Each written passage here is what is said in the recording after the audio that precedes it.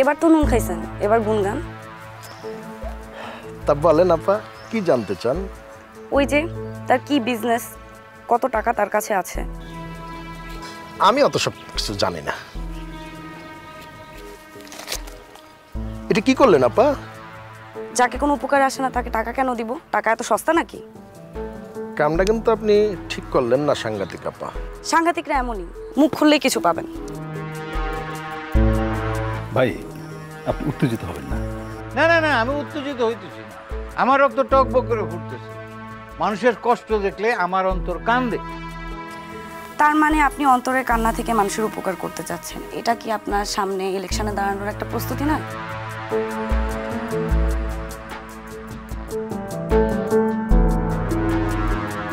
হইতেও পারে। এখন জন্ম সনদ দিয়ে খোলো বিকাশ স্টুডেন্ট অ্যাকাউন্ট। নিজের বিকাশ নিজে কর। তার মানে তো আপনি ক্ষমতাই চান। ক্ষমতা চাই না কি চাই সেটা তো সময় বলে না। আমি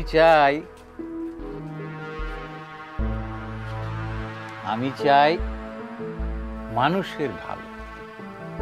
এই যে আজকে 200 বস্তা চাল, 2000 শাড়ি লুঙ্গি দিয়ে গেলাম এখানে মানুষকে দেওয়ার জন্য।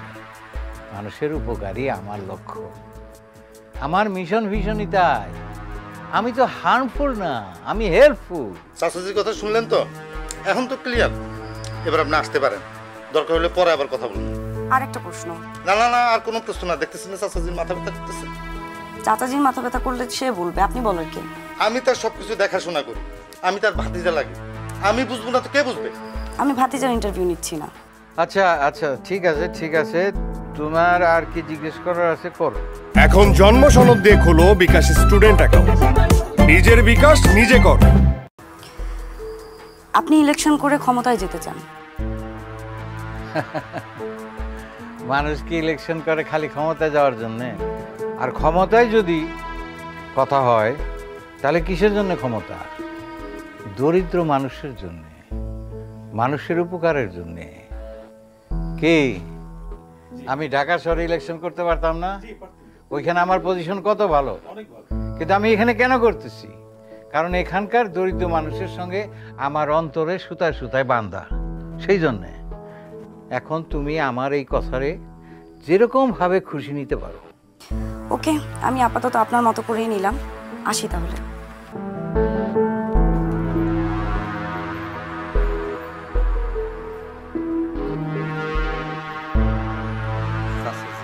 হ্যাঁ, এদের খাসা লোক ভালো না। এরা মানুষের ভালোটা দেখতে পারে না, খারাপটাই দেখে। আরে দেখছি এরকম অনেক ঠেটা আমি দেখছি, কোনো অসুবিধা নাই।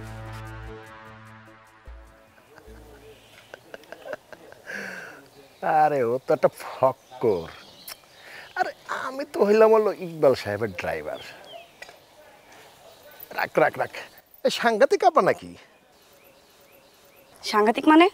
আরে বাবা, এতকাল ধরে সাংঘাতিকতা করেন আর সাংঘাতিক মানে বুঝেন না? তুমি কে? আমি হইলাম ইকবাল স্যারের ড্রাইভার। আমার একটা স্ট্যাটাস আছে, হাই প্রোফাইল। আমাকে অ্যাটলিস্ট আপনি করে বলা উচিত ছিল। ও, আপনি তাহলে ইকবাল সাহেবের ড্রাইভার? তো বলেন তো, ইকবাল সাহেব এখন আপাতত কি কি বিজনেসের সাথে জড়িত আছে? আপনি আমারে কাঁচামাল পেয়েছেন যে আমি বলবো আর আপনি ভ্যালভ্যাল করে পত্রিকায় লিখে দেবেন? আমি আপনার নাম উল্লেখ করব না। নাম উল্লেখ করেন বা না করেন তাতে আমার কিচ্ছু আসে যায় না। আমি যার নুন খাই তার গুণ গাই। হাই হাই জামাই, এ কি ভিজা বিলের মতন তোমার এই অবস্থা কেন? আপা আপা বলেন না, এই গানম্যান হচ্ছে সমস্ত নষ্টের গোলা। ওর জন্যই তো আমি মরতে বসছিলাম। একটা ফাউল ফাউল, এর তো আমি কোনো রকম জীবন নিয়ে বেঁচে আসছি। এই বদির বাচ্চা বদি, তুই দুলাভাইয়ের লাঠির খেলা না দেখে এটা কি করছস? আমার কোনো দোষ নাই। ওই লতা অতর্কিত হামলা চালাই, আমরা পানিতে না পড়লে আমাকে বাইরে ফেলাই তো। লতা চেয়ারম্যান, লতাটা কি? ভাই অল্প বয়সে বিধবা হয়েছে, মায়ের একটু বেশি স্যান করে। বিধবা স্যান স্যান করে? তারে ডাকো, তার সঙ্গে কথা বলতে হবে।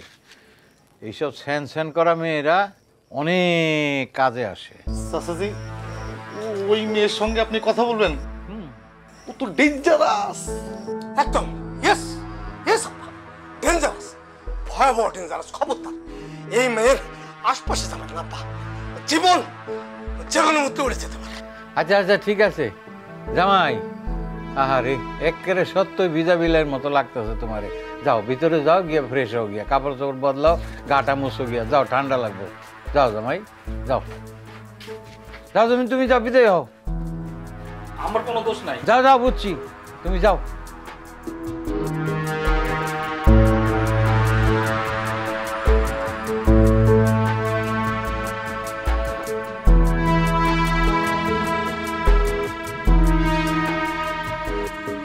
এবার তো নুন খাইছেন, এবার গুনগান।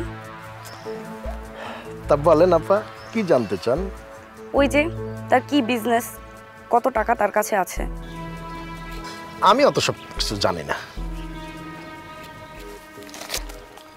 এটা কি করলেন আপা? যাকে কোনো উপকারে আসে না তাকে টাকা কেন দিব? টাকা এত সস্তা নাকি? কামটা কিন্তু আপনি ঠিক করলেন না সাংঘাতিক আপা। সাংঘাতিকরা এমনই, মুখ খুললেই কিছু পাবেন।